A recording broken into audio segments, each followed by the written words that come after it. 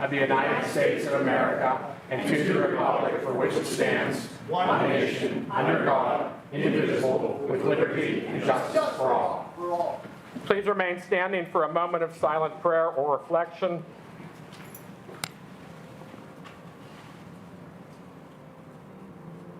Thank you. Please be seated. Jared, please take roll. Mr. Bekowski. Here. Mr. Bonarotti. Here.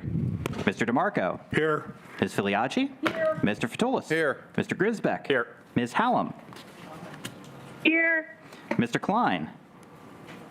Wait. He's like, Mr. Klein? he's like Not in here. Denmark. Apparently not. He's out of the country. He's out of the Mr. Macy. Here. Ms. Nakaradi-Chapkus. Here. Mr. Palmieri. Here. Mr. Palmasina. Here. Ms. Pritzio. Mr. Walton. Here and a point of order. Mr. President, I move to amend tonight's agenda. According to council rules, item number 12926-24 was heard and referred to committee, and it still sits in committee. According to council rules, it is eligible because it has not been resolved in committee or addressed in committee in the appropriate time frame to bring that item to the floor for a vote tonight, discussion and a vote tonight. Okay. Yeah. Is there a second? Second. Motion has been made and seconded. Is there any discussion?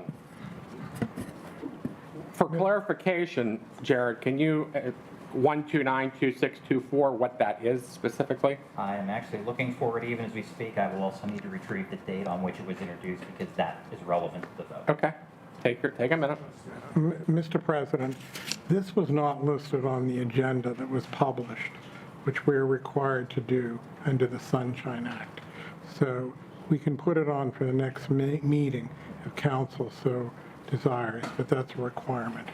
We publish all items on the agenda. It's not required to be on the agenda. It's already in committee, and according to rules of council, items that have been sitting in committee for a prescribed period of time are eligible to be brought to the floor.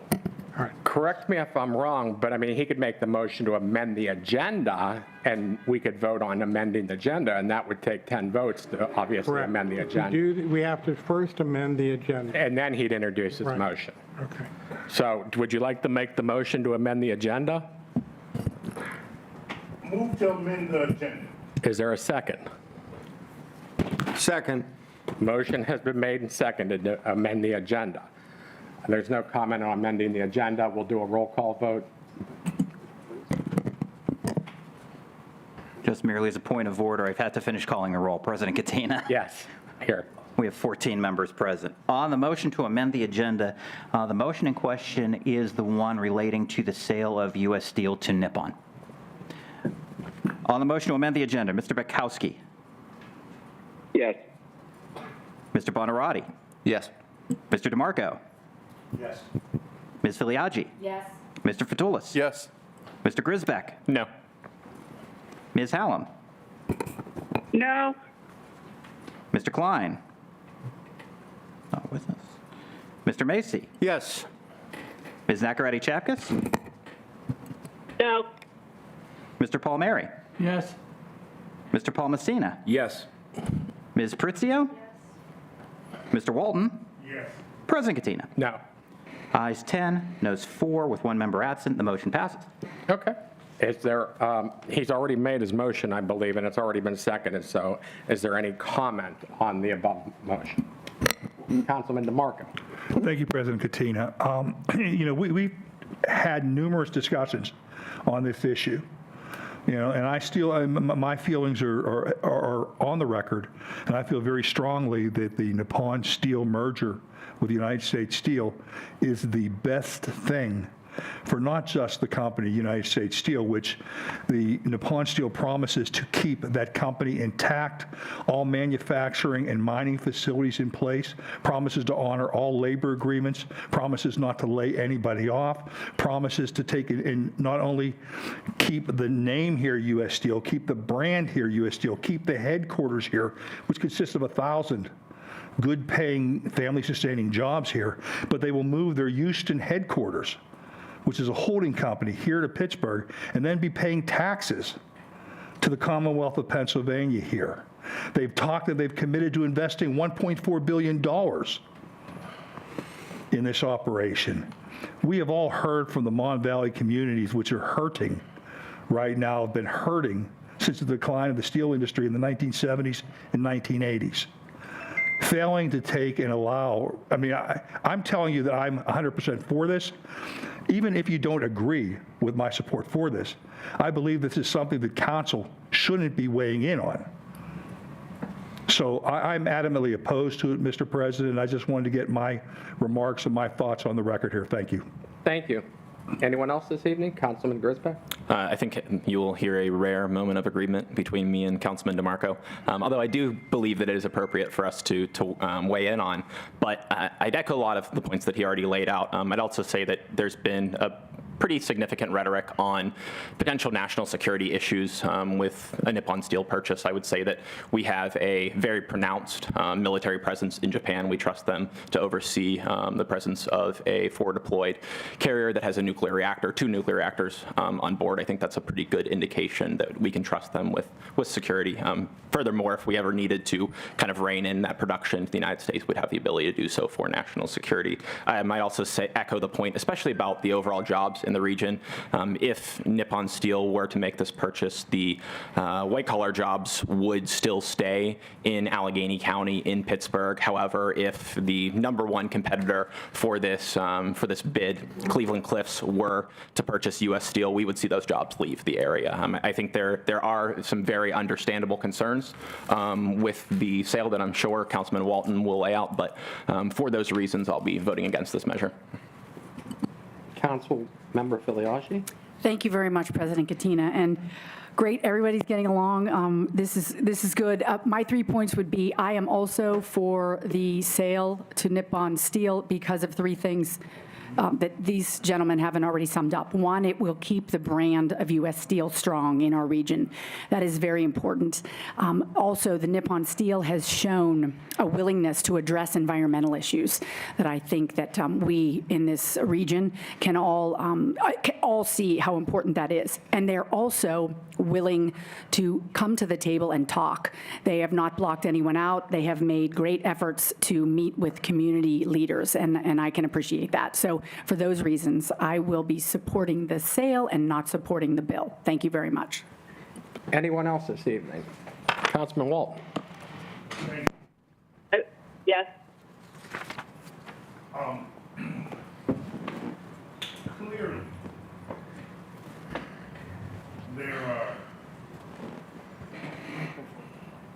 there is a division in the House. It's on. Sorry.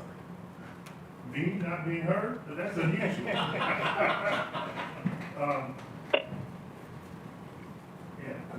it's on. But the issue is very simple.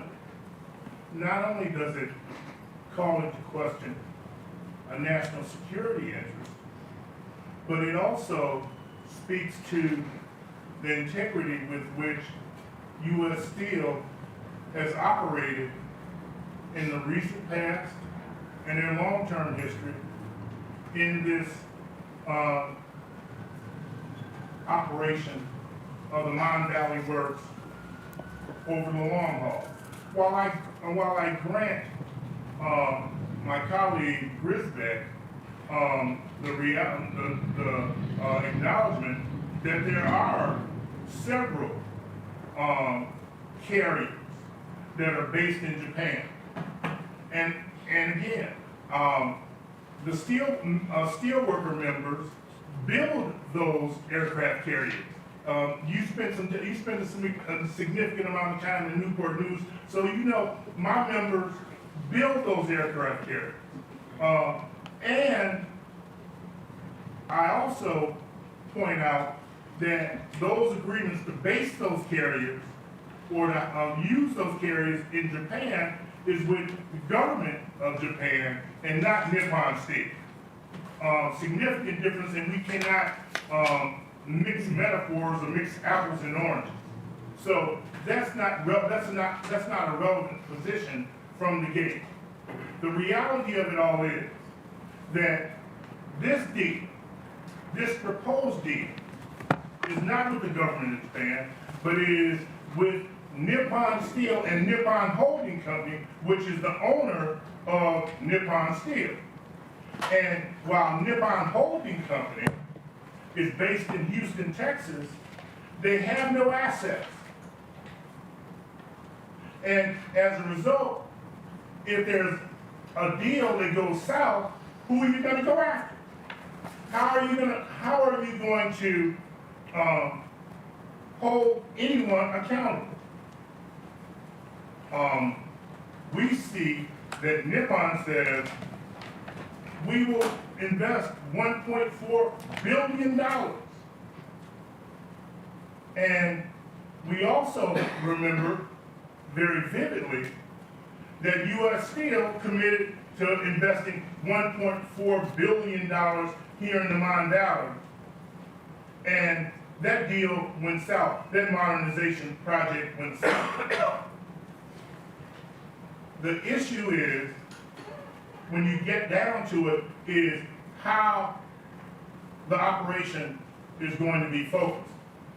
The reality of it is that U.S. Steel has invested most of its resources in the recent past in Big River plant in Arkansas, where technology continues to change and evolve. And again, as that investment will continue to grow, the investment here in the Mon Valley will decline, and workers and families in the Mon Valley will wither away like they did in 1980, when tens of thousands of jobs disappeared and families were decimated, and that was the birth of Steeler Nation. So the reality of it all is all economic. How are you going to have, Nippon says, we will adhere to the collective bargaining agreement, because, again, the collective bargaining agreement expires in several years.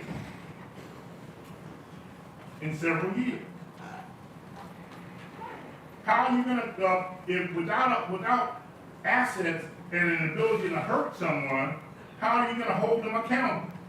You can't negotiate against yourself. So the reality is, if we want to protect the Mon Valley, if we want to protect our community, then we have to oppose this sale. And just a couple of days ago, there was an announcement of an investigation of shareholder claims against the United States Steel Company by Kirby McInerney. LLP announces investigation of shareholder claims against U.S. Steel Corporation. It's available. I'll share it with anyone that wants to see it. And so, as a result, the reality of it all is, if we are really concerned about our community, our region, then we have to oppose this. Both senators oppose it. The president opposes it. As well as multiple leaders. So look, I recognize that I'm not the favorite child here on this body, but at the end of the day, I'm not wrong on this issue, and we should vote to support this resolution to oppose that sale of U.S. Steel to Nippon Steel. Thank you. Mr. President? Sorry, go ahead. Sorry, go I was ahead. going to call Council Member Nakaradi. Oh, I'm sorry, go ahead. and I'll Yeah, go back to you. absolutely. Council Member Nakaradi Chapkus. Thank you, President Katina. I just wanted to share, as the representative for District 8 that includes many of the municipalities. We're having trouble hearing you, council member. Oh, okay, I'm walking into the building now. Okay, we can hear you better now. Oh, okay.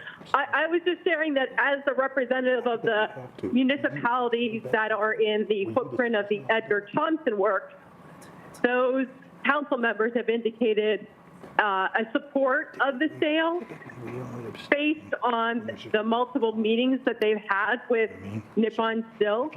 So I do want to share that.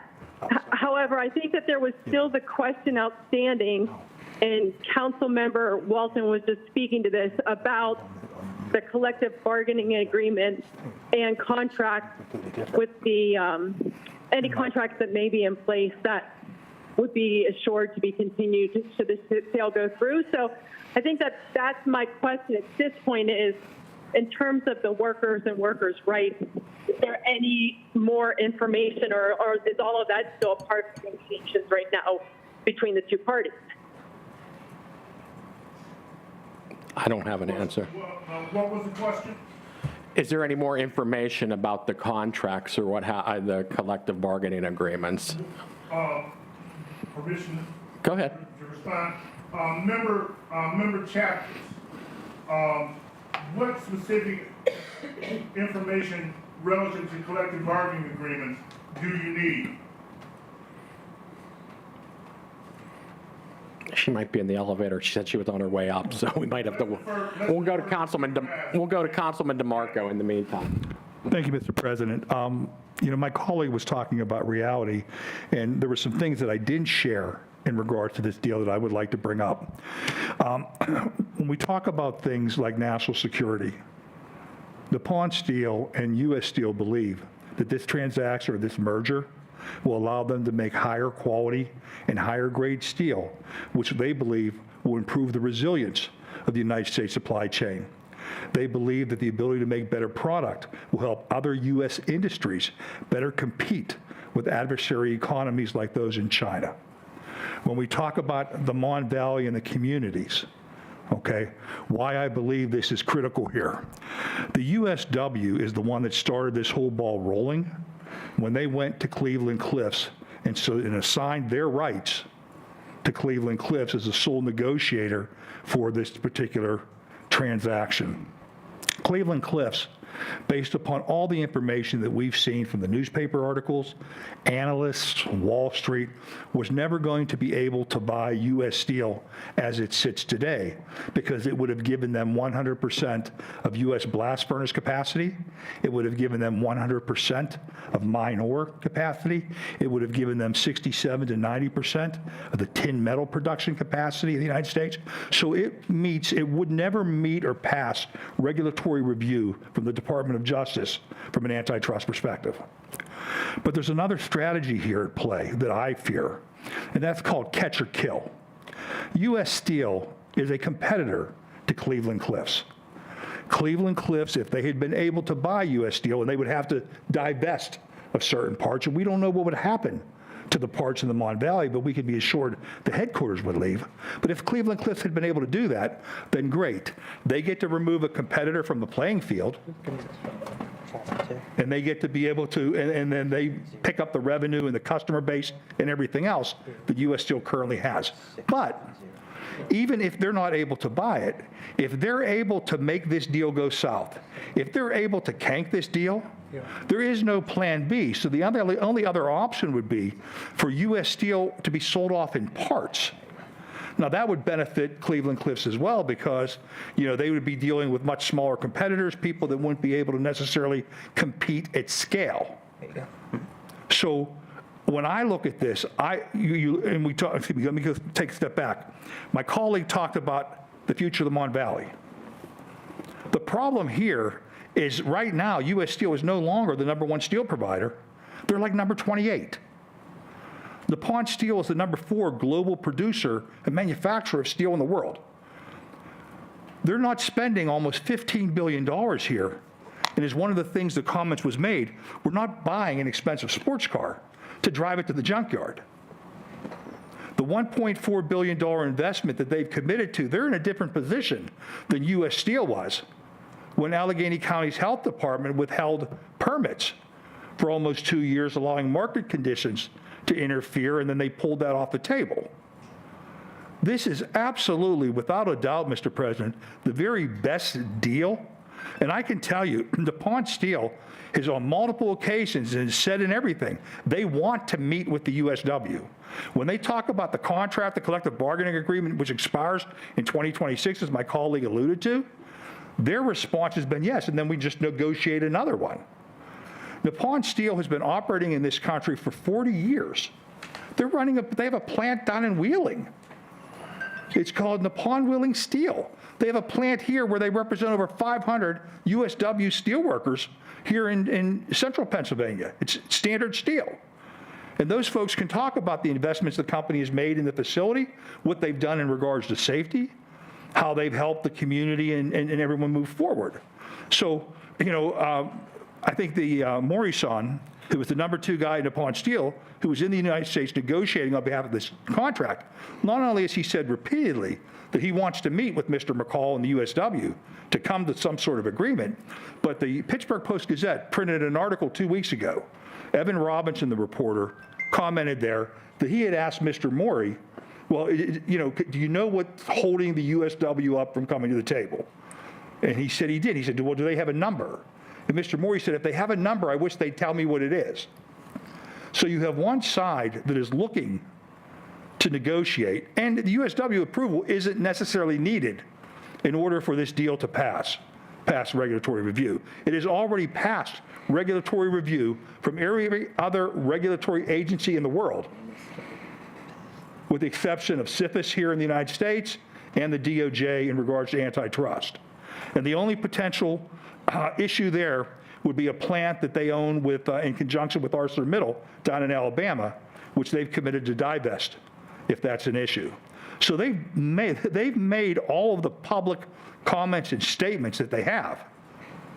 They want to do this, and this would benefit the Mon Valley. And then my colleague also mentioned something. He said, he tried to talk about DuPont Steel, the holding company of DuPont Steel North America, and U.S. Steel. Right now, the steel workers at U.S. Steel have nothing backing up the promises made by U.S. Steel except U.S. Steel. In this case, DuPont Steel has said not only will we back it up with U.S. Steel, but we'll back it up with Nippon North America. And if that's not enough, we'll back it up with Nippon itself. So a lot of the objections that I've seen publicly that have been out there, whether they're coming from the union or from others, I view as specious. And I continue to believe that this is the best thing for the people in the Mon Valley, the best thing for the steel workers who support their families, put food on their families' table, and put a roof over their heads. And again, I am strongly in support of this merger, and I will be opposed to this motion. Thank you, Mr. President. Thank you. Councilmember Nackray Chapkus, I believe you were asking a question and you got cut off. So Councilman Walton, the question was if there was any update in terms of meeting with the union and the collective bargaining agreement, because I've seen that as the one major concern. But I know that if you had trouble hearing me, in speaking with constituents in District 8, where the Edgar Thomson Works is located, they have had meetings with Nippon Steel and are encouraged by the potential sale. So, thank you. You said, is there any update on the collective bargaining agreement? So you said that ends in 2026, and so there wouldn't be any discussion or nothing new? They're not out. They His isn't working. obligated His mic's not working. by law to negotiate, but they're not obligated.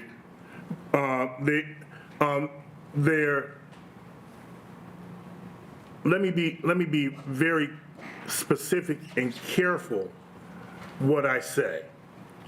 They are obligated by the National Labor Relations Act to bargain. But that doesn't mean or mandate that you reach an agreement. There are labor laws that come into play that will be addressed in the appropriate fashion. specifically, Nippon Steel representatives and the United Steelworkers met less than 10 days ago. There was no movement. The United Steelworkers position remains firm. We are opposed to that transaction. Again, with all due respect to my colleague DeMarco,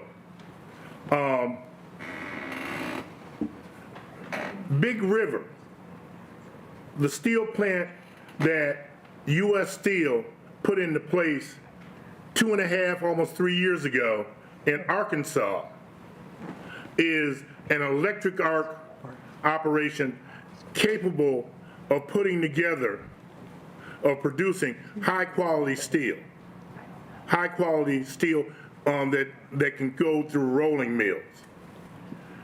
That reduces the need for operations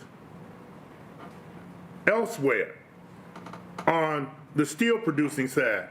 Every company, irrespective of the organization, wants to produce the highest quality at the lowest price. When you look at U.S. Steel's operation at cost per ton, the Mon Valley Works, without the investment that was proposed years ago, has the highest cost per ton in the operation. Nippon Steel, U.S. Steel, any owner, any investor is there to make money. They don't practice Keynesian economics. They are based on greed, on generating a profit, the highest amount of profit that they can, irrespective of community, irrespective to country. Their loyalty is to shareholder. And if there are not other entities that hold them accountable, then it's our fault. So I say to you again, if this deal goes through, which I doubt that it will, if this deal goes through, the chickens are going to come home to roost. In 1980, this region was decimated. Tens of thousands of jobs were lost. My first time coming to Pittsburgh was in 1981. And the steel industry was in crisis. We as steelworkers took $1.25 an hour pay cut to save the industry. And tens of thousands of jobs were lost. We're still suffering from that kind of decimation today. Again, that caused the creation of Steeler Nation. I'm saying to you as a body, the choice is yours. The decision is yours. But I will remind you, whether I'm on this dais or I'm in the body, when the bill comes due, we can pay now or we can pay later. Thank you. President Katina. Go ahead. Was not ready for this to come on our agenda tonight. I have not talked to our local leaders or any of our unions. I would like to make a motion to push this back, if I can get a second, so I have time to talk to some of the union leaders. If anybody agrees with me, because I think there's some confusion up here. We have not spoken to the appropriate people that we need to talk to vote on something this magnitude. Did you want to make a motion to table then, you're saying? I would like to make a motion to table. A point of privilege. With all due respect, Bob, I hear you. But it is very confusing. This resolution was introduced months ago, at least 4 months ago. And it is the burden of the body to investigate and to get the answers. If there's a need for more information, we should have been doing that in the interim. And so for us to sit here and fail to act, that's a condemnation of us. Motion has been made. Is there a second? I'll second it. Motion has been made and seconded. Roll call vote, please, Jared. On the motion to table, Mr. Betkowski. No. Mr. Bonarotti. No. Mr. DeMarco. Ms. Filiaggi. No. Mr. Fatulis. No. Mr. Grisbeck. No. Ms. Hallam. No. Mr. Klein. Mr. Macy. No. Ms. Nacarati Chapkus. Yes. Mr. Palmieri. Yes. Mr. Palmacina. Yes. Ms. Pritzio. Mr. Walton. No. President Katina. Yes. Ayes 4, noes 10, with one member absent. The motion to table fails. Okay, so we'll go back. Is there any other discussion before we do the roll call vote? Hearing no other discussion? Yes. Oh, sorry. Councilman Palmieri? I've done a lot of homework about this. Clarendon is one of my districts. Talked to people over there, the mayor, people. Was over there for Decoration Day. Well, it used to be Decoration Day, Memorial Day the other day. So my feeling about this is very simple. We had so many companies, so many corporations make promises over and over and over again. And the old saying, as far as I'm concerned, comes true time and time again. If it sounds too good to be true, it's true.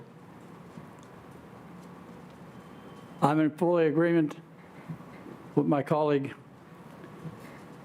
He spent years and years and years in U.S. Steel working. If he doesn't know what the hell's going on, I don't know who does. He speaks with integrity, he speaks with knowledge. And I'm telling you, ladies and gentlemen, I've been long in Allegheny County all my life, and I remember so many companies were here. They promised this, promised that, and when they got what they wanted, they were gone. I don't want to see that happen again. Thank you, Mr. President. Thank you. Councilman DeMarco? Yeah, Mr. President, I appreciate my colleagues' remarks regarding past promises. But this company is backing that up with almost $15 billion in cash. The current situation is that I don't know what the bond rating is for U.S. Steel, but it's certainly not investment grade. It is for Nippon Steel. And when we talk about all these companies that have made promises and left in the past, how many of them have left because local leaders didn't recognize the opportunity that was in front of them and what they were able to do by acting in a positive fashion for their communities and the employees that they employ. Again, U.S. Steel right now is a 28th ranked producer of steel here in the world, not number one. So under this current situation, and we know they don't have the financing to make those investments that we'd like to see them make, particularly in the Mon Valley. And, when we talk about the Mon Valley here, it was mentioned here that $1.4 billion. My colleague, Mr. Walton, brought up the the Big River plant in Arkansas. Nippon Steel possesses technology that they would be sharing with the United States Steel here. Part of that technology would be the introduction of hydrogen into the blast furnace process, which they believe would reduce emissions by 33%. How is that not a positive? So again, even if you have doubts about whether these folks would follow through with these promises, And I believe they absolutely will. But even if you had doubts, that still doesn't mean you should be opposing the sale, which is what this motion asks us to do. Thank you, Mr. President. Thank you. President Katina. President Katina. Go ahead, Councilman Bukowski. I'll go to you next. Because this item was not on the agenda, just as a courtesy to any members of the audience who may wish to offer public comment on this, I'd like you to, from the chair, simply ask the audience if any members there present would wish to comment on this item. Okay. Councilman Walton? I'll defer. If there's a member of the audience that wants to speak, I'll defer until, because again, this is an issue that's important to our region. And I'll make my comments. No, we're not going to give anybody in this audience. If we want to control. We don't do that. Manage the discussion. No, that's not part of what we do here. You want to call a point of order? You want to call Point of order, I don't know. We should be bringing somebody to the podium. That has nothing. Does anyone object to letting public speak on this? I do. Does anyone else object? In that case, You do as well? is he going to get 3 minutes? I don't need 3 minutes. I'll just state your thing and I'll be quick, please. My name is Harry Liller. I wrote to the Steelworkers Union last month, and I made a proposal for an employee-owned discussion where the federal government helps the steelworkers buy U.S. steel. And that's it. There's my plan. And now I get to speak at the end of the meeting. Employee-owned steelworkers can own U.S. steel. I wrote to the union workers. There's my proposal. Thank you. Councilman Walton? I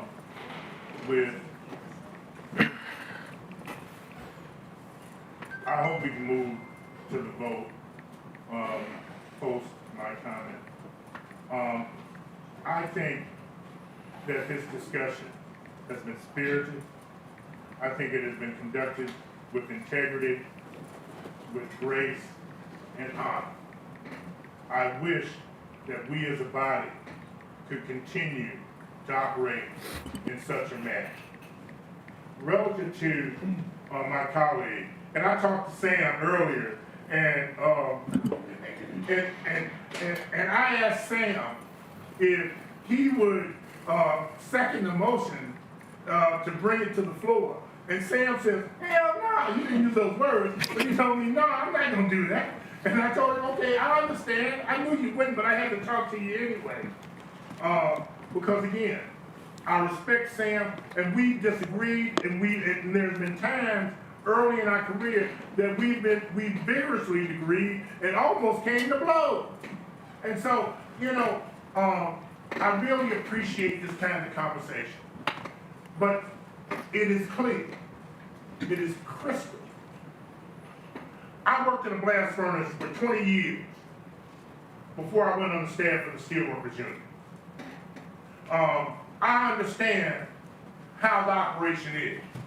I was a craftsman. I was a journeyman millwright, pipe fitter, welder, and rigger. And so I understand.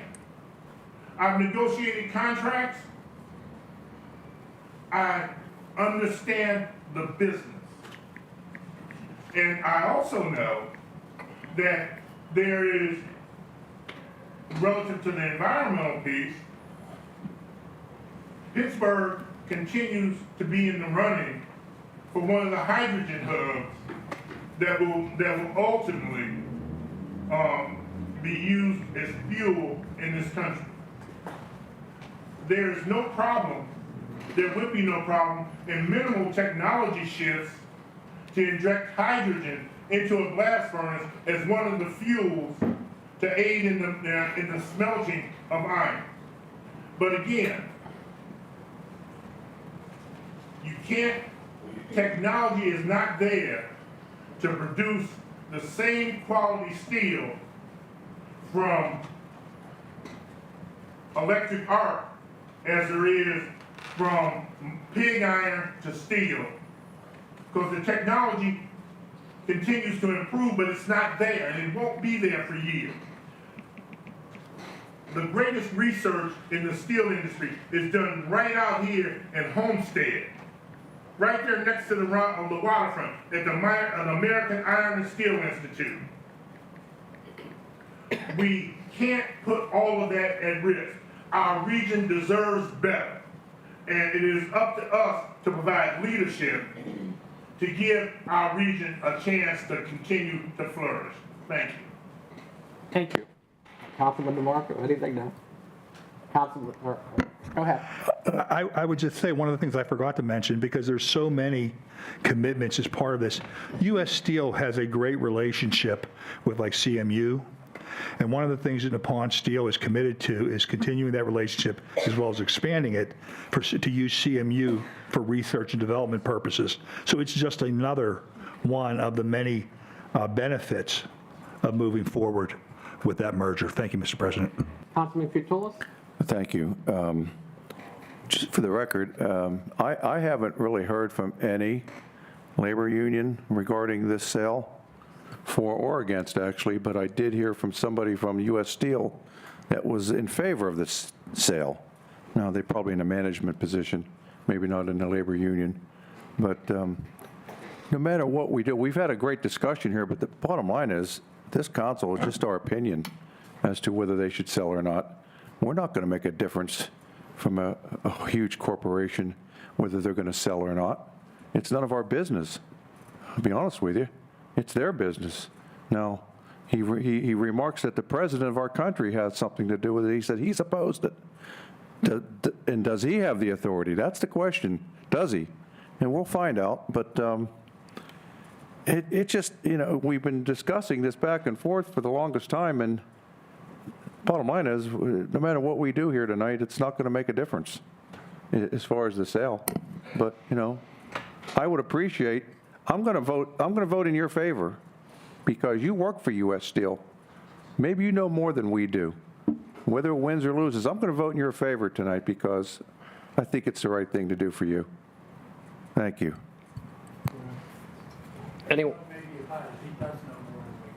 Anyone else this evening? If there's no one else, I just have one last statement. I respect Councilman Walton's opinions, and I respect the U.S. Steelworkers, but I am very afraid that by basically us coming out and opposing a sale to a Nippon Steel basically says that Allegheny County isn't open for business or Pennsylvania isn't open for business. And that's very much concerning to me considering the struggles that Allegheny County is going through at this point in time. I think we need to send the message, whatever it may be, that Allegheny County, we want businesses. We want people to relocate here. We want to build a strong economy for our residents of Allegheny County. So at this point in time, that's all I have to say on this, and we'll do the roll call vote. Please, Jared. First point of clarification, there has been no motion to approve or second. Yeah, what's a no vote? We're against the sale? A no vote means that you're opposed to the resolution. A yes vote means that you are opposed to the sale of Nippon Steel, the sale of U.S. Steel to Nippon Steel. Okay. Thank you. So there still wasn't the second. Yes. There's still no motion nor second. Okay. Motion to approve. Is there a second? Second. Motion has been made and seconded. Okay, on the motion to approve Bill number 12926-24, Mr. Betkowski. Yes. Mr. Bonarotti. Yes. Mr. DeMarco. No. Ms. Filiaggi. No. Mr. Fatulis. Yes. Mr. Grisbeck. No. Ms. Hallam. No. Mr. Klein. Mr. Macy. No. Ms. Nacaretti-Chapkus. No. Mr. Palmieri. Yes. Mr. Paul Messina. Yes. Ms. Pritzio. No. Mr. Walton. Yes. President Katina. No. Ayes 6, noes 8, with one member absent. The motion fails. Thank you. At this point in time, does anyone object, after we've had that lengthy debate, does anyone object to me changing the agenda around. We have a number of people here that actually came out in support of Councilman Paul Messina's motion. So I'd like to let them at this point in time, respect obviously there are a number of first responders, so I'd like to see, to get the vote done on that and go from there. Does anyone object? Hearing no objections, Councilman Paul, or go ahead and read it, Chair, and then Councilman Paul Messina can make the motion. That's Bill number 13079-24, a motion of the Council of Allegheny County urging the enactment of HB 1632, currently pending before the Pennsylvania General Assembly with all deliberate speed, sponsored by Council members Paul Messina and Katina. Councilmember Paul Messina? Thank you, colleagues, for letting him guys do that. Thank you for all you do, and we appreciate everything you do, keeping us safe. Thank you, Mr. President. House Bill 1632 would amend the Pennsylvania Workers' Compensation Law to allow for post-traumatic stress injury as a result of a qualifying traumatic event to be compensable injury for first responders. It is a common sense approach to helping to protect our first responders from the harmful effects of PTSI and similar mental health conditions. I make a motion for approval, please. Second. Motion has been made and second. Any discussion, Councilman Grisbeck? I appreciate you bringing this motion up, Councilman Paul Messina, because I am a volunteer firefighter and I stand to potentially gain from passing this motion. I will be abstaining. Thank you. Anyone else this evening? Hearing no one else, all those in favor signify by saying aye. Aye. All those opposed? Motion carries. And one abstention, sorry. Thank you. So we'll go on back to the regular agenda. At this, yeah, and that would be present proclamations/certificates. 13070-24. A proclamation recognizing and honoring Jennifer Liptak for her contributions and successes to Allegheny County, sponsored by council members DeMarco, Katina, Palmieri, Bekowski, Filiaggi, Pritzio, Grisbeck, Fatulis, Nacarati, Chapkus, Macy, Walton, Klein, Paul Messina, and Bonarotti.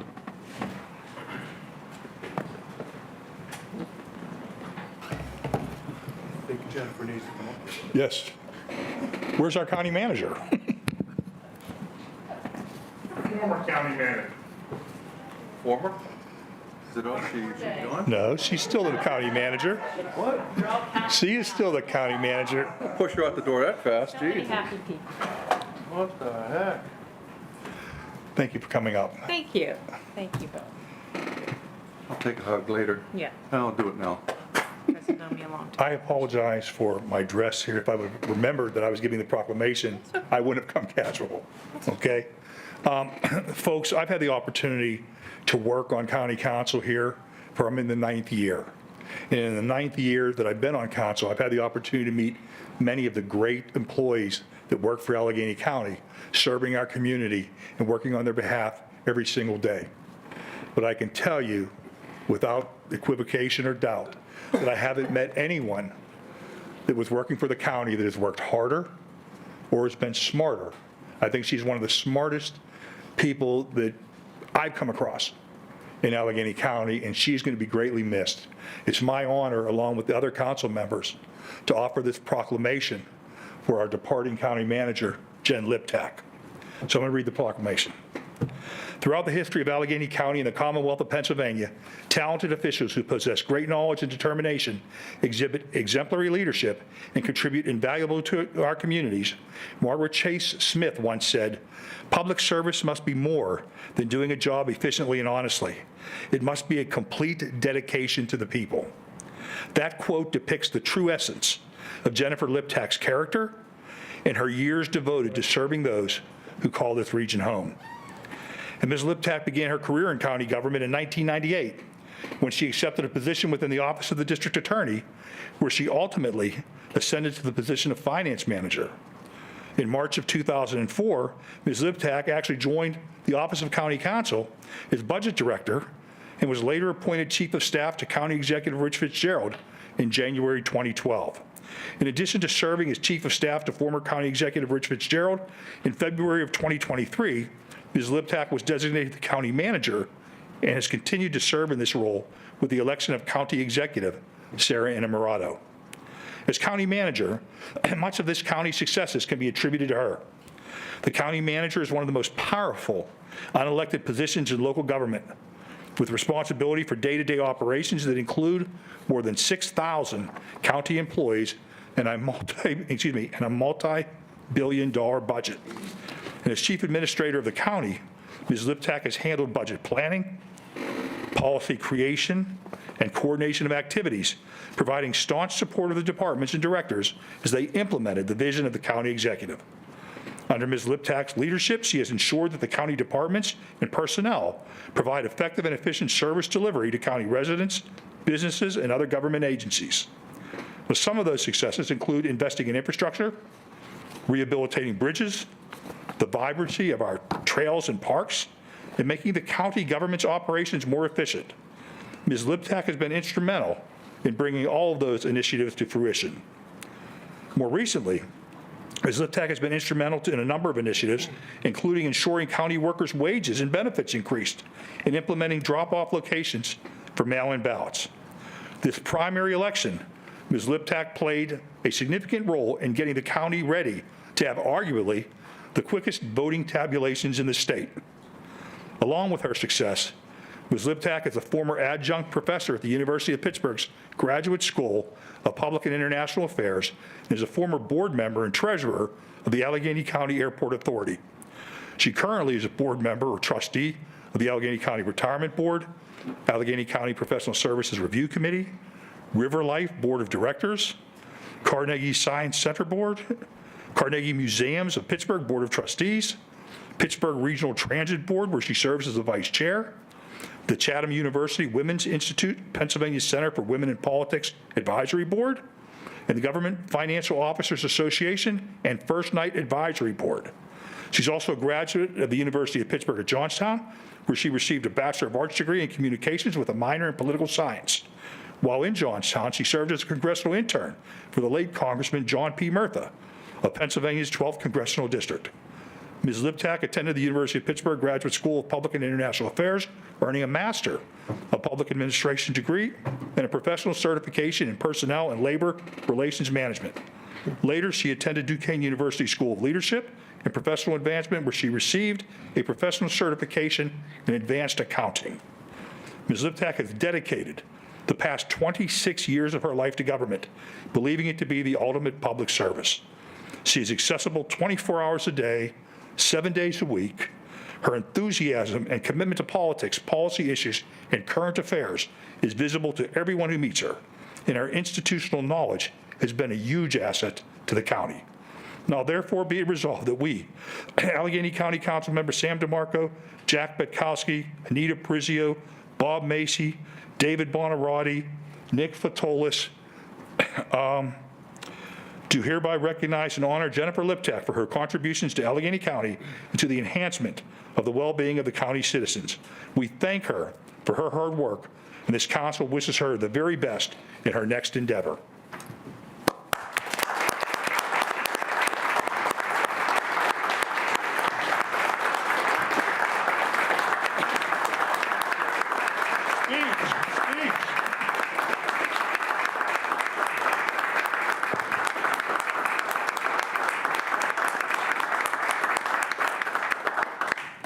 Thank you. As you probably know, I'm a fairly private person. Some of you know me a little bit, my family, some of the things that I do, but I don't really talk about my life. I've had opportunities in the past to talk about why I was here or how I got here, but I don't really share that with a lot of people. Many of you probably don't know that my late grandfather, received a proclamation here in this very room from the late commissioners, that my late grandmother received a proclamation here from this body. My father received a proclamation here from this body. My mother received a proclamation from the executive before her retirement. So it's kind of in the family blood. I was born of public servants. Grandfather was a postal worker, had 50-plus years of dedicated union service to the postal workers. My maternal grandmother was a community advocate. Actually, she focused on fair housing and affordable housing in the neighborhood of Fineview, where she was a co-founder of the Fineview Citizens Council, PCRG, and Northside Leadership Conference. Many people don't know that. My father and my grandfather were both police officers who served for over 30 years themselves and were recognized highly for their work. and I have uncles that work in the post office. It just seems to be the things that we do. When I reflect back on my time here, I think about that more than half of my life has been in this building. I met my husband before I started working here, but I got engaged, married, had 2 children, went back to school, and now I'm leaving, with more than half of my life being spent here. So it's an interesting opportunity for me to talk about why I do public service. It's obviously not for the glory. You guys don't really see me at ribbon cuttings that often or taking credit for things. That's not my job. That's what you guys do. My job is to help keep things running.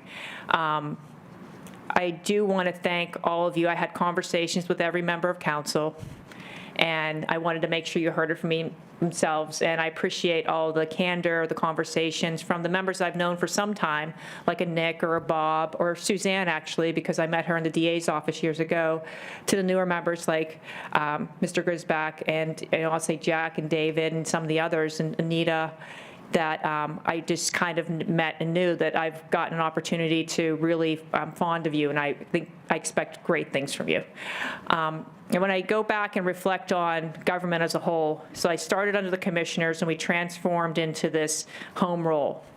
I think one of the things that's been one of the characters that some people like, some people don't, is I try to stay within the letter of the law. You may not agree with that, but I've always been founded in the interest of the county. Never an interest in myself, never an interest in individuals, as long as it always goes back to what's best for the county. The people voted for a law, they voted for a distribution of powers. Until that law, governing laws changed, we adhere to what the people asked us to do. So I've always tried to work with that letter of the law as my backstop when making decisions, recommendations, et cetera, is what did the people vote for and how can we further that in what they originally formed this government for. Again, I would like to thank all of you for allowing me to end my career in this role. I was the first female county manager, which I think is an interesting, later, maybe in the years, my grandchildren hopefully will find it interesting. It is something that's special to me, and also to serve under the first female county executive, the first female county solicitor, and to be the first female county manager. So we're taking over, Rosalind, right? That's right. A good friend of mine once said to me, I think people would like you more if you were a man. And I've never really thought about it like that, but I can tell you is that over the years, I've kind of morphed into the person I am today. Many times I was the only female in the room. I never really cared about that, but I was. And I was given the ability and authority to speak on behalf of the county and speak my mind and also advocate for the things that would better our government. That opportunity was something that I cherished, but I never took for granted. Whether some people agree with that or not, I always thought in the best interest of the county, and that's still what the tenet that I believe in. So, there may be hearty discussions, disagreements, staunch positions taken, and disagreements, but I've always found that disagreements bring forth good policy, and diverse opinions bring forth progress. So whether we agreed or not on many items, I think that you know that I'm the type of person, 99% of the time, that I don't mind saying hi to you outside after we had a disagreement. It doesn't bother me. This kind of stuff doesn't bother me. My livelihood and the way I was grown up, things don't bother me. So, but that's another time and another story. I appreciate the comments on my intelligence. I was never the scholar.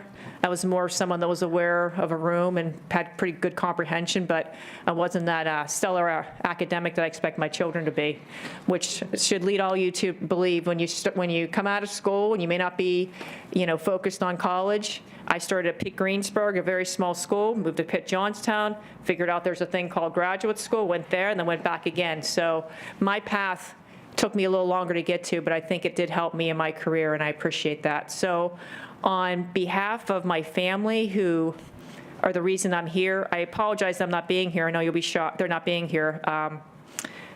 They're at sports. my son's at sports, and my daughter has things, and she's graduating, and I don't want to take them away from these moments in their life because they've spent so much time accommodating my schedule, accommodating my phone calls, accommodating my life. So I'm looking forward to supporting and accommodating their life even more, and that's part of my reasoning and decision-making and trying to move forward, and it's very difficult. The last thing I'll say, because I don't want to keep things up, is I've been more than impressed with our county executive. I shouldn't have to say that. I just feel like I want to say it. I've watched her operate in a very unique environment with something that she's unfamiliar with in this role, but she's familiar with overall, because she's a real, you want to talk about smart, she's a very intelligent woman, great person, and I've been very impressed. So I have no qualms about leaving the government because I feel like she's going to take us to a place that I had hoped that we'd be able to get to when I was here. So I encourage the council to continue to work with her as I've seen you guys do. It seems to be great, but I feel like I'm leaving this body and I'm leaving this county in better hands than I could have ever dreamed or imagined. So I thank all of you for your time. I thank the members of council who sponsored this for me, and I thank everyone for just the opportunity to serve. So thank you.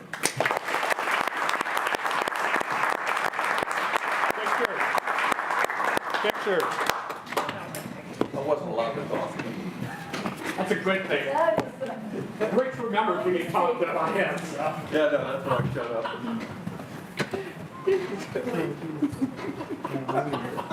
That didn't go so well. Yeah, I'll find out. I thought maybe you had to bring that up, didn't you? Congratulations, Jen. Still trying to live that. Congratulations, Dan. Thank you. Do you mind if I bring my work family up as Steve here? I think the other two might leave, but and Rosalind, can I have Rosalind with me?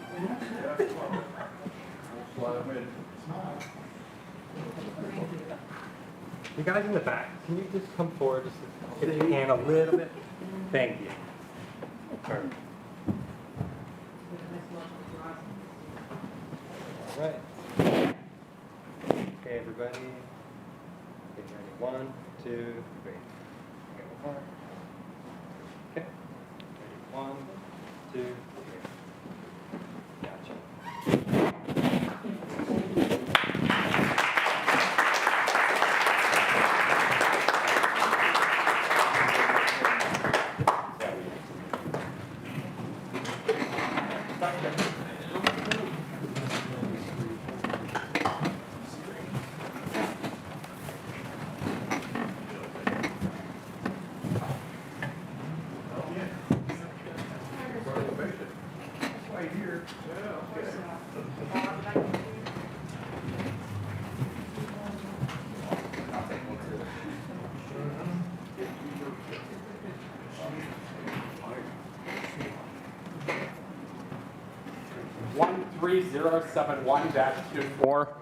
A proclamation congratulating the Andy Warhol Museum on the momentous occasion of its 30th anniversary, sponsored by Councilmember Macy and all other members of council.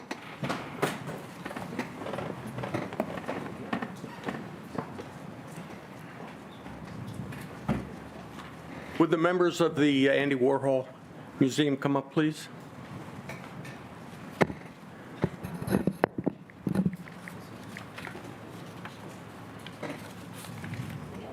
Let the retreat. Yeah.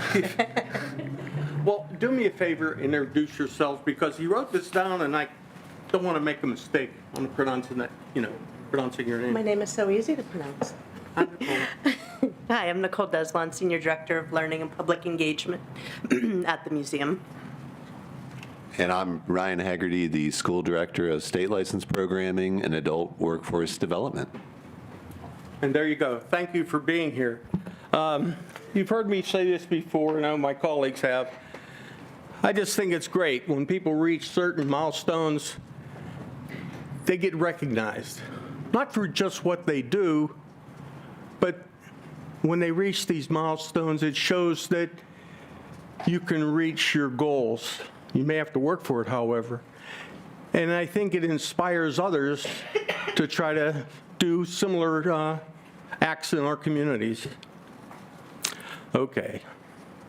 Whereas located in Pittsburgh, Pennsylvania, the place of the Andy Warhol's birth, the Andy Warhol Museum holds the largest collection of Andy Warhol's artworks and archival materials. And whereas the Warhol includes thousands of paintings, sculptures, photographs, prints, sketches, and approximately 350 films made by Andy Warhol. The work stretches from the time as a student to some of his most iconic works during the height of his career. And whereas in 1989, plans to house the Warhol in Pittsburgh was announced, and the museum opened the doors during a 24-hour celebration on May 13th, 1994. And whereas originally built in 1911 as a distribution center for products sold to mills and mines, the Warhol was redesignated by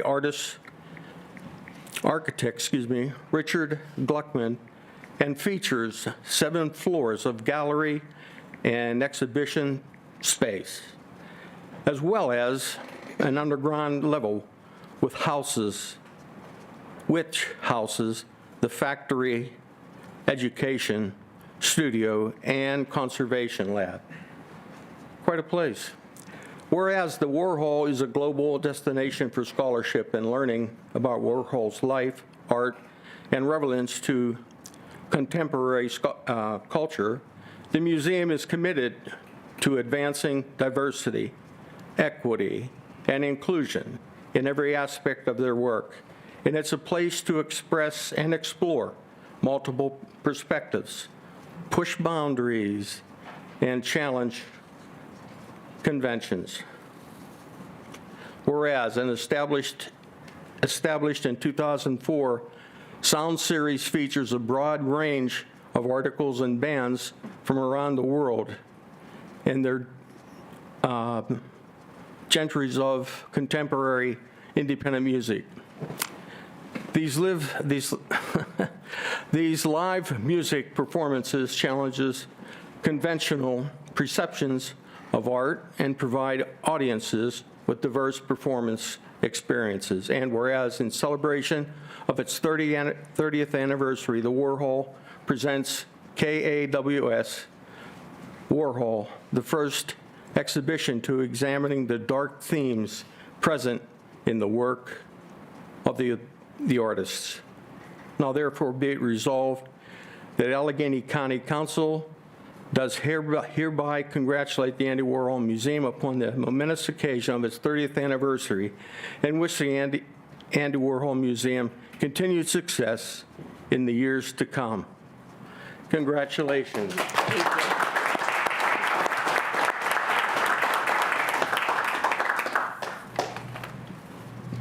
Well, thank you for recognizing the Andy Warhol Museum with this proclamation. Not only would Andy Warhol not imagine his own museum in the place of his birth, but he also would not imagine receiving a proclamation. So thank you. As you've said, we opened our doors 30 years ago in 1994 to the public, and we had about 25,000 visitors during our opening weekend.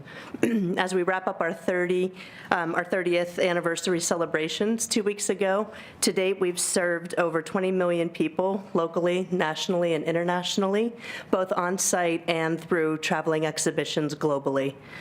So as we look to the next 30 years, what we imagine is better serving the people of Pittsburgh through one of our newest initiatives called the Pop District.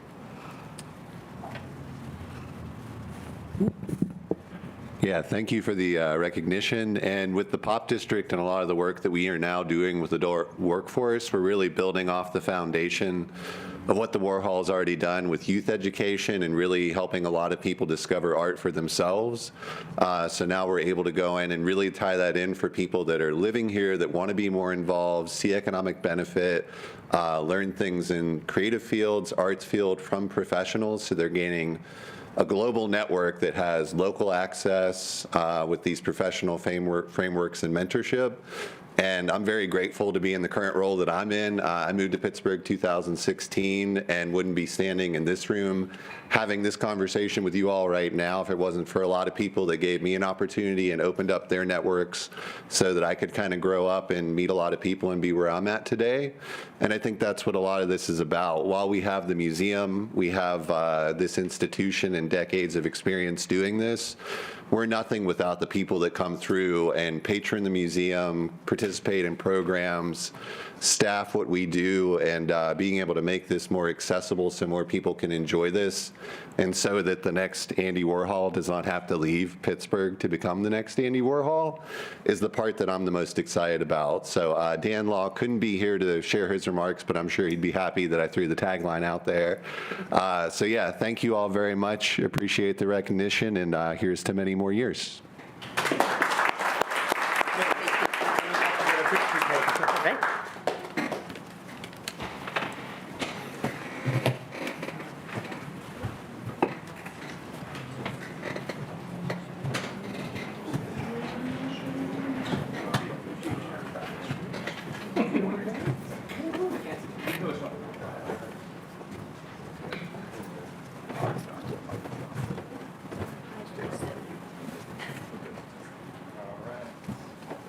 Ready? Everybody ready? 1, 2, 3.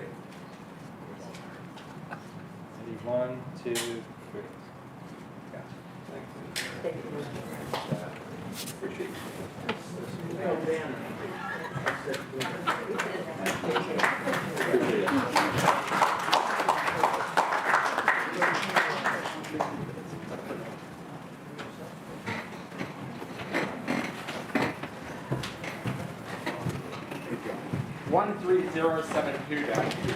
A proclamation recognizing Isaac Bernstein on his distinct recognition as the 2024 Coca-Cola Scholar, sponsored by Councilmember Grisbeck. Come on up here, Isaac.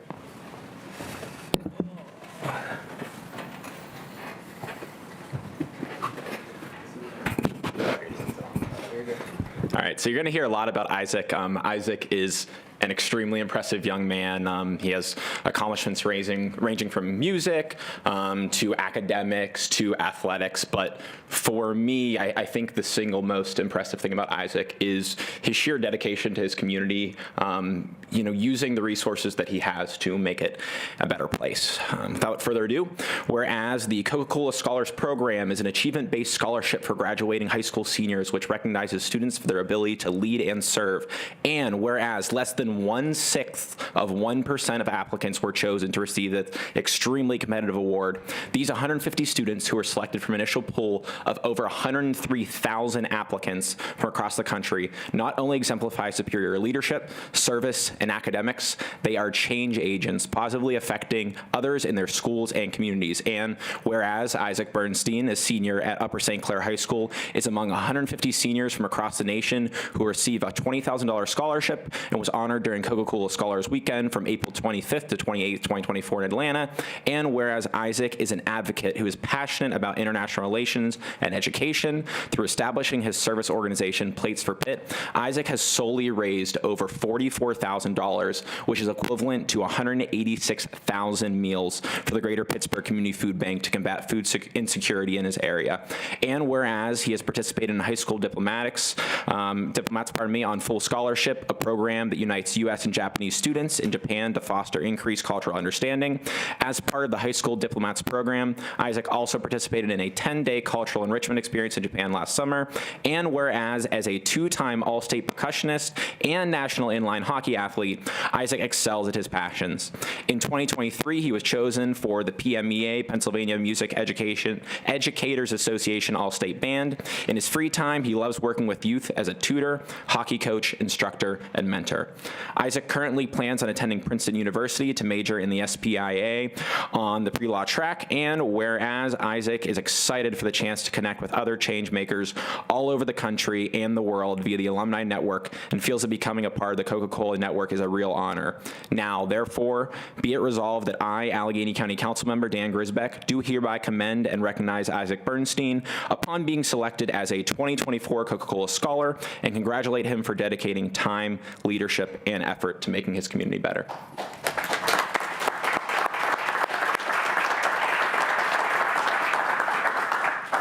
Thank you, everybody. It is a real honor and privilege to be here. As an aspiring attorney, being able to see the civil discourse and discussions have been very insightful.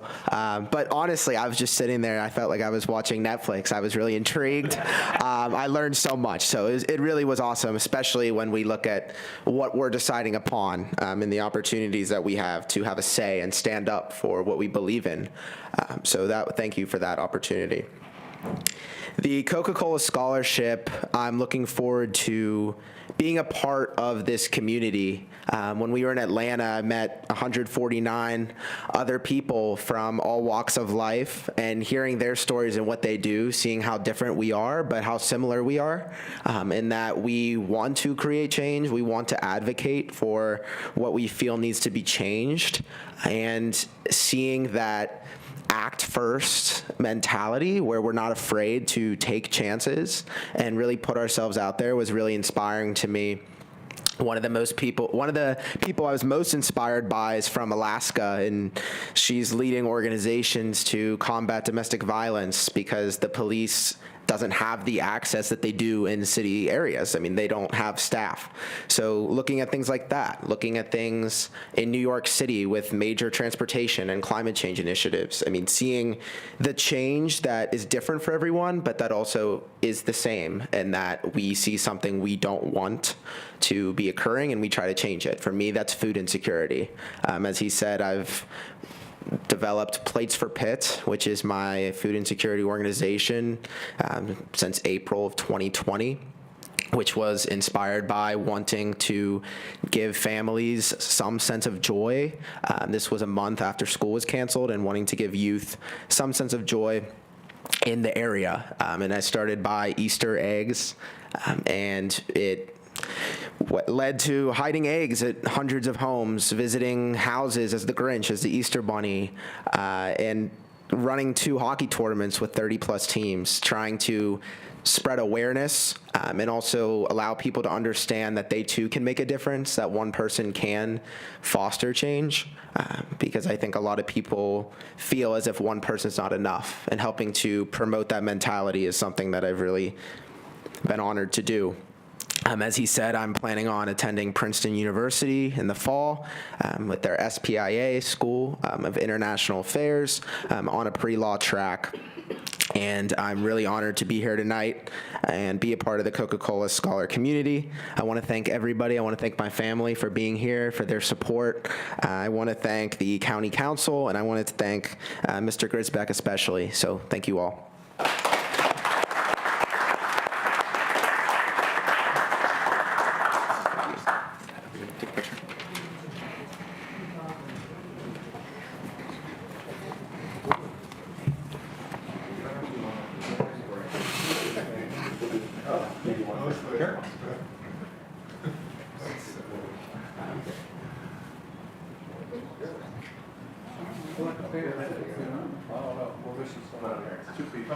Alright, guys, ready? I didn't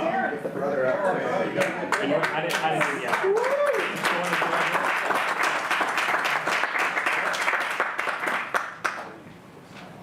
I want to get on my good side. He makes that joke every time. Can you all speak this way a little bit? Yeah. Not you. All right, ready? Okay. Right, 1, 2, 3. Gotcha.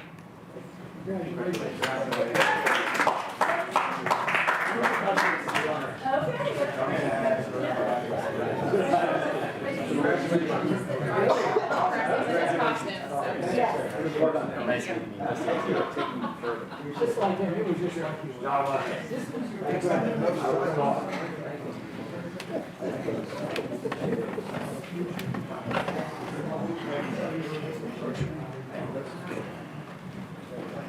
Come over here, yeah.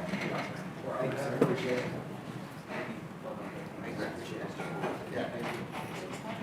13073-24. Actually, the next two proclamations are both sponsored by Councilmember Filiaggi and are somewhat related.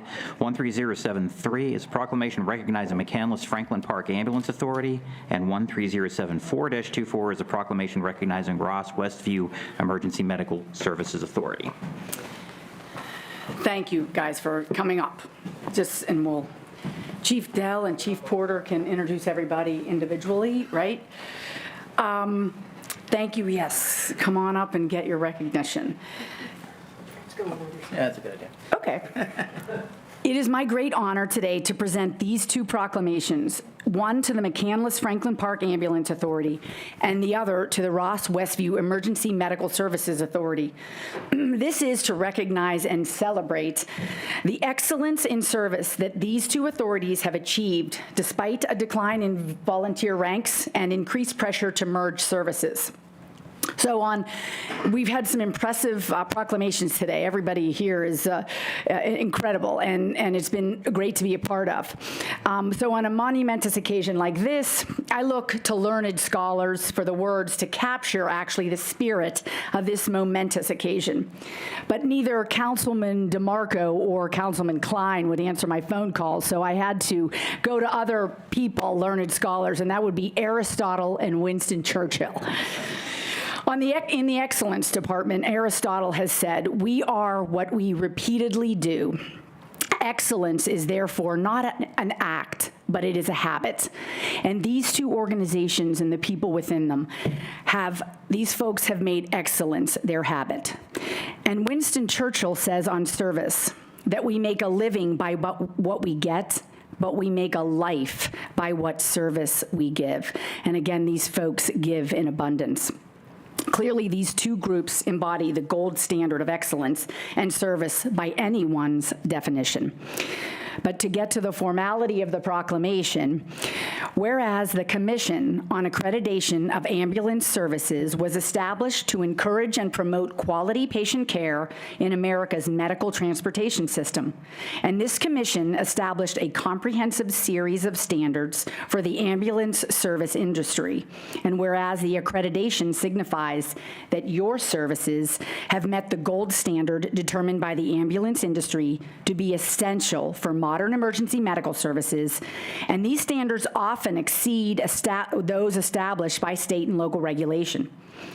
The CAAS standards are designed to help increase operational efficiency and decrease risk and liability across the entire spectrum of the organization. And whereas, as part of the CAAS inspection, the reviewers focused on patients receiving cutting-edge medical care, response times, efficient management practices, safety, and educational training for continuous quality improvement. In this particular case, the initial submission for the CAAS had over 1,200 documents for review, and the CAAS on-site inspection had a checklist of over 1,000 items for these two organizations to participate. Whereas the McCandless Franklin Park Ambulance Authority and the Ross Westview Emergency Medical Services Authority recently earned the national accreditation through the CAAS, only 182 out of 18,000 EMS agencies in the country met these strict standards. That's less than 1% of all the EMS organizations in the country. Whereas this prestigious recognition is a testament to McCandless Franklin Park Ambulance Authority and Ross Westview EMS's commitment to providing top-notch emergency medical services to the communities it serves through innovation and foundational strength. And in July, McCandless Franklin Park Ambulance Authority will be celebrating 45 years in service of the 5 communities it serves: Bradford Woods, Franklin Park, Marshall, McCandless, and Pine. And whereas the dedicated men and women of the Ross Westview EMS are responsible for a population of over 54,000 people spanning over a 25 square mile service area, and the municipalities they represent, Ross, Westview, Millvale, Reserve, and Ohio. The authority also offers mutual aid to bordering EMS agencies like McCandless and Franklin Park, the Valley Ambulance Service, Shaler EMS, Northwest EMS, and the City of Pittsburgh. So the official language now, therefore be it resolved that I, Allegheny County Council member Suzanne Filiaggi, and I'm sure every member here on council, do hereby enthusiastically recognize the McCandless Franklin Park Ambulance Authority and the Ross Westview Emergency Medical Services Authority upon the occasion of receiving the national accreditation from the Commission on Accreditation of Ambulance Services, and I extend sincere gratitude to its staff and volunteers, past and present, for their commitment and dedication to serving the residents of Allegheny County. Thank you very much. Thank you very much. This is for you, and this is Ross. Thank you. Thank you. Thank you all for the opportunity and the recognition. We certainly appreciate it. From Ross Westview, I have with me today my Assistant Director, Steve Klein, and our Board President, David Barkovich, who have been tremendous help through this process. And certainly our partnership with McCandless Franklin Park couldn't be any better. Together we were able to do this as a joint effort, which is really a testament to the relationship we share in the North Hills, and we're very pleased to have that. I've been in front of you before as a recipient of the Fire Vest Scholarship. That was my first scholarship, and a number of you I've had as students in the newly elected official academy, so if you look familiar to me, that's why. I served on Aetna's council for 12 years before receiving a promotion at Ross Westview, so I do appreciate the wheels of government and the work that you all do and taking the time to recognize us here today. As you know, I'm sure public safety is in a crisis in Pennsylvania, so what we're doing here is not just for the recognition, but to highlight the successes of the EMS system in our local area, but also across the county and across the Commonwealth. And we hope to continue to do that so that we can continue to thrive and provide service to the community. Thank you very much. I happen to be joined this evening by our board chair, Marcia Caliendo, Captain Norm Preikel. Michelle Noth is hiding in the back. And the person that I chose to introduce last is Michael Houlihan. And we talk about doing this as a partnership. Michael was actually the centerpiece of coordinating it between two agencies. We really felt that doing this between two agencies really makes the North Hills all that much better. 10 communities benefit from the services of McCandless Franklin Park and Ross Westview EMS combined. So on a daily basis, we work so closely together, you really wouldn't know that there were two agencies at all oftentimes. So it's a pleasure to have the opportunity to be here in front of all of you, but it is a bigger pleasure to represent the communities that we service on a daily basis. The reason we do the accreditation and went through this entire process was to ensure our residents and municipal officials that they are getting the very best emergency medical service day in and day out. We want to make sure that they know that we're doing things at the highest level possible. So thank you very much. It's a pleasure.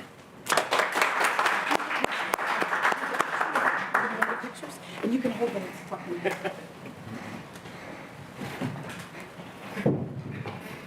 You have to stand in front.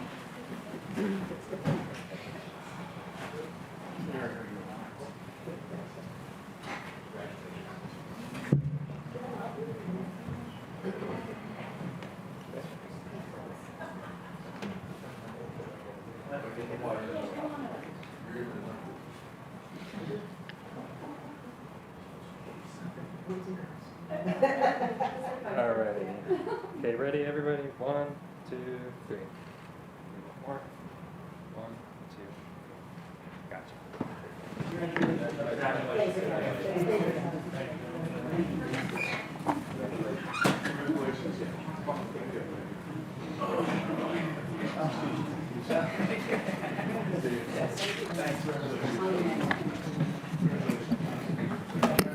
The remaining proclamations will be read into the record. 13075-24. A proclamation recognizing the Pennsylvania Black Conference on Higher Education Incorporated, sponsored by Councilmember Walton.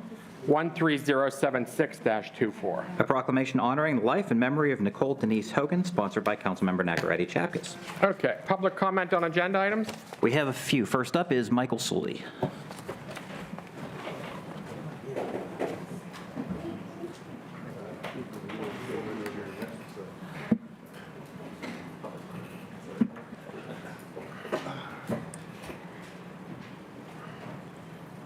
Good evening. Good news. I won't take long. My name is Mike Sully. I support Mr. DeMarco's bill about the appeals deadline. Ben Franklin had that old saying that there are only two certainties in life, death and taxes. And the way we pay taxes here in Allegheny County is why I'm here tonight. The only certainty is the uncertainty of what your tax bill is, because you get the tax bill and then you have to appeal after that, and you get another retroactive tax bill. Makes absolutely no sense at all. So I noticed most of you were co-sponsors on the bill, and I'm asking you to vote for the bill and the various amendments, which are just little tweaks. Thank you very much. Thank you. Next. Next up is Benjamin Swan. Not here? Next up is Alex Hutchinson. Not here. Moving right along, approval of minutes 13077-24. Motion to approve the minutes of the May 7th, 2024 regular meeting of council. So moved. Motion has been made and second. All those in favor signify by saying aye. Aye. All those opposed, motion carries. Presentation of appointments. All the appointments being presented tonight are referred to the Committee on Appointment Review, and I'd like the clerk to read them all now, please. All of these are appointments or reappointments to the Friends of South Park, all effective through July 6th, 2027. 13062-24 is the reappointment of Ed Eichenlob, sponsored by Councilmember Palmieri. 13063-24 is the reappointment of Dave Bukowitz, sponsored by Councilmember Palmieri. 13064-24 is the reappointment of James Converse, sponsored by Councilmember Palmieri. 13065-24 is the reappointment of Carolyn Savickas, sponsored by Councilmember Klein. 13066-24 is approving the reappointment of Jason Finke, sponsored by Councilmember Walton. 13067 is the reappointment of Tom Woods, sponsored by Councilmember Palmieri. And 13068-24 is the appointment of Jake Riley, sponsored by Councilmember Grisbeck. We'll now move to unfinished business. Committee on Appointment Review for the second reading. 13005-24. Approving the appointment of Corey Seymour to the Friends of the Park for Heartwood Acres for a term to run through April 24th, 2027, sponsored by Councilmember Klein. Councilmember Nakaradi Chapkus. Yes, President Katina, the Committee on Appointment Review met on April the 24th, 2024, and affirmatively recommended Mr. Seymour to the Friends of the Park, and I'd like to make that motion. Second. Motion has been made and second. Does anyone object to a voice vote? No. Okay. All those in favor signify by saying aye. Aye. All those opposed, motion carries. 13006-24. Approving the reappointment of Richard Snipe to the Board of Property Assessment Appeals and Review for a term to run through June 30th, 2027, sponsored by Councilmember Walton. Councilmember Nakaradi Chapkus. Yes, President Katina, I want to just make note, I hadn't turned the page yet, so actually the meeting was on May the 28th, 2024, the second one. So for this one as well, the Committee on Appointment Review met on May 28th, 2024, affirmatively recommended Mr. Snipe to the Board of Property Assessment Appeals, and I'd like to make that motion. Second. For clarification, for all of these, they were all affirmatively recommended, correct? That is in your correct. 528 meeting? That is Okay, because I'm going to try to go through them a little bit faster. Okay. Anyone object to a voice vote? Hearing no. All those in favor signify by saying aye. Aye. All those opposed, motion carries. 13029-24. I'm sorry, 13010-24. Oh, yeah, Thank you. 130, yeah, go ahead. Approving the reappointment of Brian Burley to the Minority Women and Disadvantaged Business Enterprise Advisory Committee for a term effective through December 31st, 2028, sponsored by the Chief Executive. You want to make that motion, Councilmember? Like to make that motion, please. Second? Is there a second? Okay, motion has been made and second. Anyone object to a voice vote? Hearing none. All those in favor signify by saying aye. Aye. All those opposed, motion carries. 13029-24. Approving the appointment of Robert Paul Messina to the Sports and Exhibition Authority of Pittsburgh and Allegheny County for a term effective through December 31st, 2029, sponsored by the Chief Executive. Councilmember Nakaradi Chapkus, you'd like to make that motion? Yes, please, make that motion. Is there a second? Second. Motion has been made and seconded. Anyone object to a voice vote? Councilman Paul Messina will be abstaining, I assume? Okay. All those in favor signify by saying aye. Aye. All those opposed, motion carries. 13030-24. Approving the appointment of Bridget J. Daly to the Regional Asset District Board for a term effective through December 31st, 2028, sponsored by the Chief Executive. Councilmember Nakaradi Chapkus, you'd like to make that motion? Yes, please. Motion made. Second. Motion has been made and second. Anyone object to a voice vote? Hearing none. All those in favor signify by saying aye. Aye. All those opposed, motion carries. 13034-24. Approving the appointment of Christopher Sandvig to the Southwestern Pennsylvania Commission for a term effective through December 31st, 2028, sponsored by the Chief Executive. Ms. Nakaradi Chapkus, you'd like to make that motion? Yes, please. Second. Motion has been made and second. Anyone object to a voice vote? Hearing none. All those in favor signify by saying aye. Aye. All those opposed, motion carries.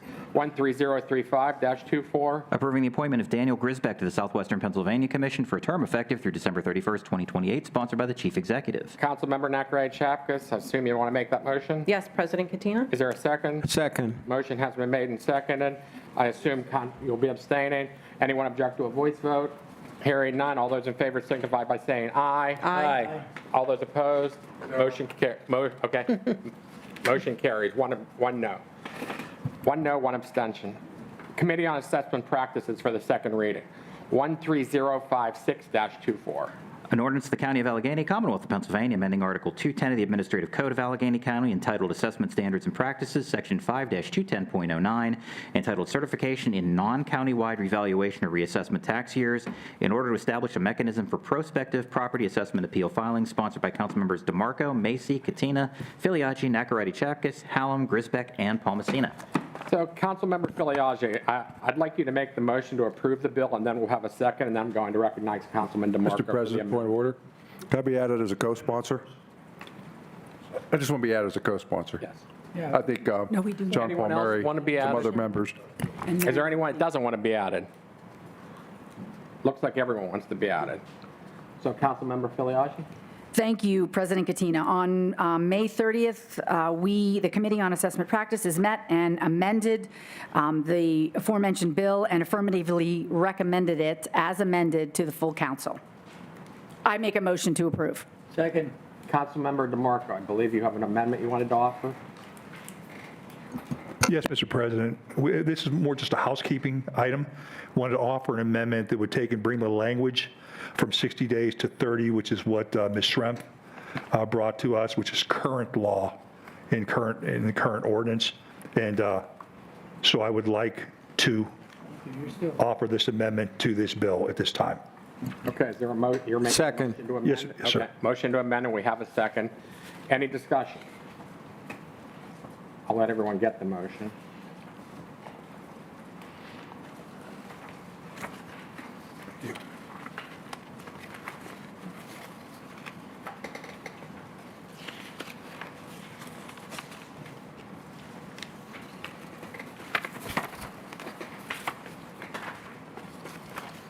Any discussion, questions, or concerns on the amendment? If I may, President Katina? Go ahead. Just by way of putting things into context as what happened in the meeting, I believe, yes, the Chief Assessor, Mr. Fabian, brought this up, as well as Amy Schrempf, who is the solicitor for BPAR, and suggested that the 30 days would be more in line with what currently exists, and that's what Councilman DeMarco has done in this case, I believe. It says 60 on this. 60. Does it? Where's the change? Go ahead. The issue was that the original version of the bill changed the appeal window for change notices from the current 30 days to 60 days in subsection B3. Okay. This amendment would delete that language to return it to, or to keep it at the current 30 days. So we're not focusing on, I'm sorry, if I may also just piggyback off of that. The change is actually in B3. Yeah, what else do you need? I got some hygiene stuff over there. It is. You need some hygiene stuff? Can you please mute your phone? Over there? So those bins have hygiene stuff in them? Councilmember Hallam, please mute your phone. Thank you.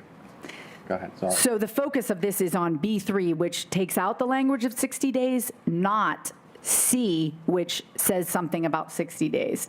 So that's it's just to eliminate any confusion. So eliminating the 60 days in B3 takes it to the original 30 days Is that correct, Jared? For change notices only, but yes. Yes, that's for correct. change notices. This is a very minor amendment. Any other further discussion? Hearing none. And does anyone object to a voice vote on the amendment? No? All those in favor signify by saying yes. Yes. All those opposed? Motion carries. So we'll now have discussion on the actual bill as amended. Is there any discussion on the bill as amended? Councilman DeMarco. Mr. President, just so that folks understand, as Mr. Sully pointed out when he came up for public comment, right now what happens is tax bills go out to the public in January. If they wish to file an appeal, they can file an appeal before a March 31st deadline, and then you get the results of that appeal along with possibly a second tax bill following that. What we're trying to do is try to move this deadline up. Instead of March 3rd, for example, for the 2025 tax year, instead of the deadline being March 31st of 2025, we want to move the deadline up to October 1st of 2024. What this does is a couple of things. One, it gives the taxpayer certainty in what their taxes are going to be for 2025.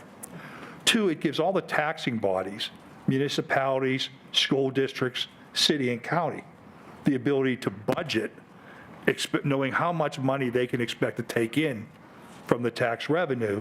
It prevents them from having to have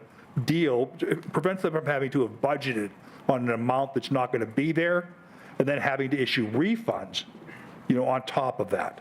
So I believe it's good government, and it aligns with what 65 other counties in the Commonwealth of Pennsylvania do. Thank you, Mr. President. Thank you. Any other comment? Hearing none. Does anyone object to a voice vote, or do we need a roll call on this one? Roll call? Okay. Jared, please take a roll call. On the motion to approve the bill as amended, Mr. Betkowski. Yes. Oh, here we go. Mr. Bonarotti. Yes. Mr. DeMarco. Yes. Ms. Filiaggi. Yes. Mr. Fatulis. Yes. Mr. Grisbeck. Yes. Ms. Hallam. Is she off mute? Did you unmute her? Can she? Okay. Mr. Klein. Ms. Hallam with us? I'm sorry, did you get my vote? I did not. Oh, I'm a yes. Thank you. Sorry, I wasn't muted earlier. Sorry. Mr. Macy. Yes. Ms. Nacaretti Chapkus. Yes. Mr. Palmieri. Yes. Mr. Paul Messina. Yes. Ms. Pritzio. Mr. Walton. Yes. President Katina. Yes. Ayes 14, no 0. Bill passes. Committee on Budget and Finance for the second reading, 13057-24. A resolution of the County of Allegheny amending the grants and special accounts budget for 2024, submission number 03-24, sponsored by the Chief Executive. Councilmember Paul Messina. Thank you, Mr. President. The Budget and Finance Committee met on May 28th and firmly recommended this resolution. I move for approval. Second. Motion has been made and second. Is there any discussion? Hearing none. Roll call vote, please, Jared. On the motion to approve, Mr. Betkowski. Yes. Mr. Bonarotti. Yes. Mr. DeMarco. Yes. Ms. Filiaggi. Yes. Mr. Fatulis. Yes. Mr. Grisbeck. Yes. Ms. Hallam. Can you hear me? We can. We could not hear your vote, however.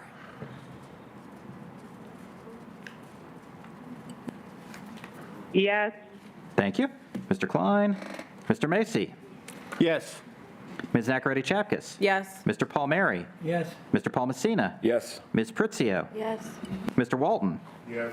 President Katina. Yes. Ayes 14, no 0. The bill passes. Committee on Health and Human Services for the second reading, 13042-24. An ordinance of the Council of the County of Allegheny ratifying the revisions of Article 6 of the Allegheny County Health Department Rules and Regulations concerning housing and community development, sponsored by the Chief Executive. The Committee on Health and Human Services met on 5/23/24 and affirmatively recommended this bill. I'd like to make that motion. Is there a second? Second. Motion has been made and second. Is there any discussion? Hearing no discussion, roll call vote, please, Jared. On the motion to approve, Mr. Betkowski. Yes. Mr. Bonarotti. Yes. Mr. DeMarco. Yes. Ms. Filiaggi. Yes. Mr. Fatulis. Yes. Mr. Grisbeck. Yes. Ms. Hallam.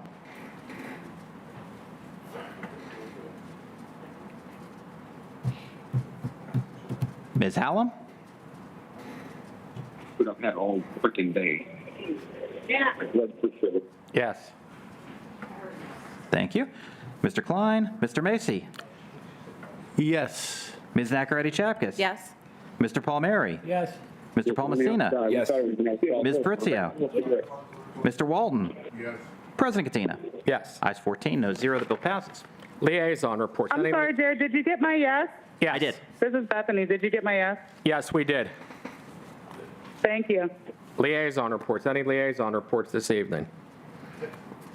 Hearing none. New business ordinances and resolutions. 13078-24. An ordinance of the County of Allegheny, Commonwealth of Pennsylvania, amending Article 210 of the Administrative Code of Allegheny County entitled Assessment Standards and Practices in order to establish tax-neutral assessed values for certain eligible county taxpayers, sponsored by Councilmember Grisbeck. That will go to the Committee on Assessment Practices. Notification of contracts. We have none. Public comment on general items. We have 3. First up is Harry Liller.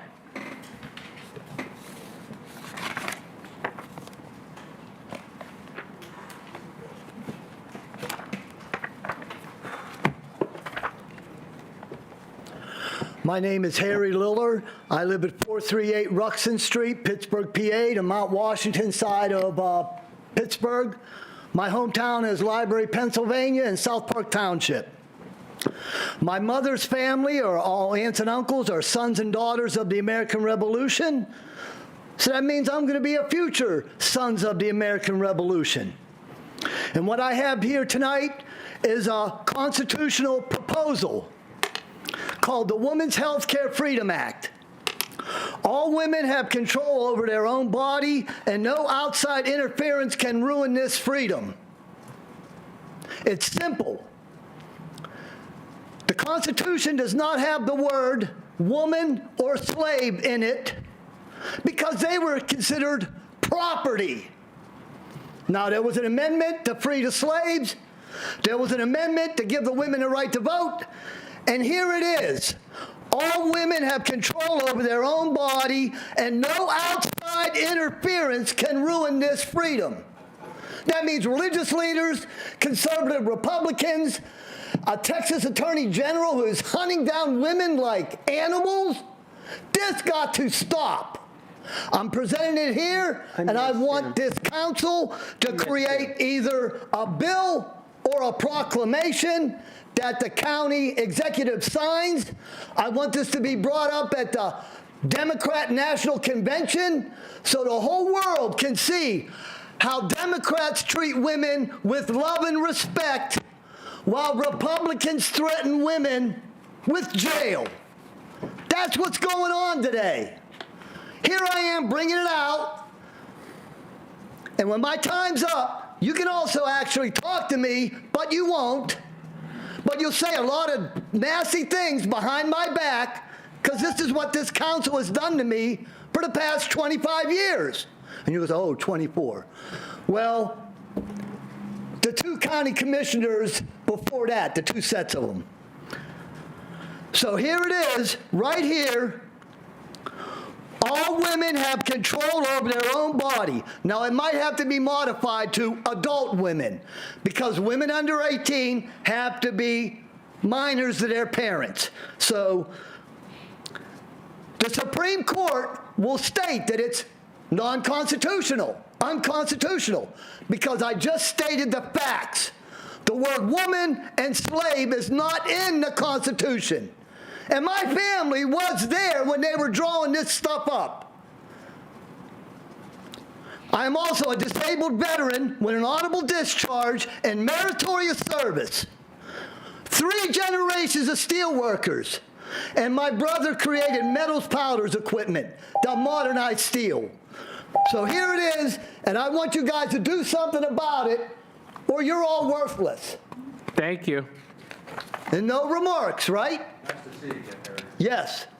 And I'm sorry for what happened to you and your business. Thank you. And I never had any problems with you, Nick. Next up is Monterey Salka. Not here. Last but not least is Aya Suzuni.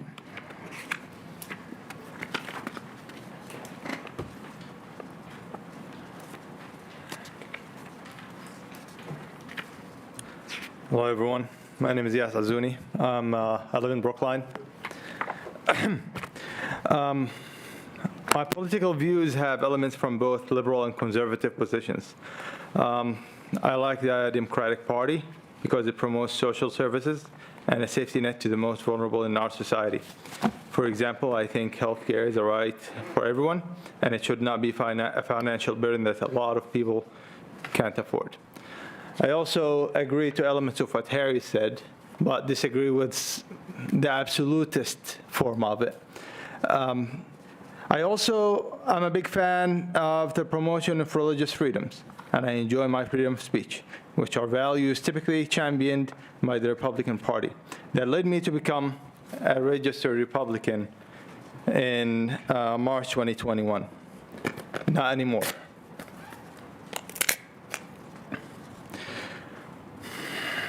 Recently, the Republican Party started cracking down on free speech that they don't like. They pushed for the banning of TikTok for its pro-Palestinian content, and they are working on criminalizing phrases and speech associated with the Palestinian cause. From the river to the sea, Palestine will be free. There is only one solution: Intifada revolution. Free speech is so important. Even hate speech is protected speech under the First Amendment. From the river to the sea, Palestine will be free. I urge you to ban the Republican Party from being on Allegheny County ballots. I also wanted to point out that there is a traitor to the American people here in the room. He is the sort of man who is still hurting from Abraham Lincoln disrupting his way of life. He is a man here that you would not be surprised to know he has the flag of the Confederacy in his basement. He is the one you wouldn't be surprised to know supported apartheid South Africa when it existed. He is the one who you aren't surprised to know advocates for violence against American citizens for practicing their right of free speech and the right to assemble. On a different note, here are some pictures of two council members posing for a picture.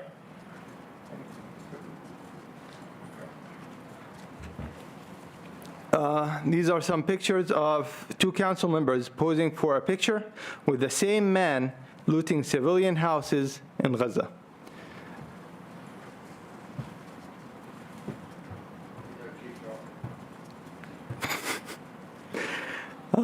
I get audience shy.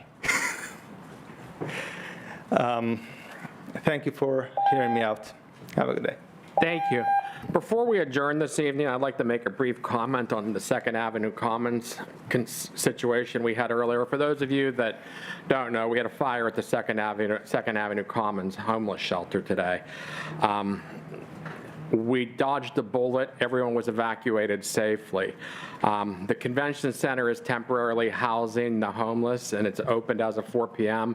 So I'd like to thank the county DHS, Manager Liptak, the administration, all of the first responders that responded today. A firefighter was unfortunately injured. My thoughts and prayers go out to him and his family for a full recovery. But the amount and response to all of this, everyone coming together to pull this together so fast to ensure that everything ran continuously and we didn't drop a beat. I would just like to thank, like I said, from the bottom of my heart, thank everyone for making this happen so quickly and taking care of the citizens of Allegheny County and the city of Pittsburgh. So at this point, is there a motion to adjourn? So moved. Second. Motion has been made and second. All those in favor signify by saying aye. Aye. All those opposed? Thank you, everyone. Have a wonderful evening.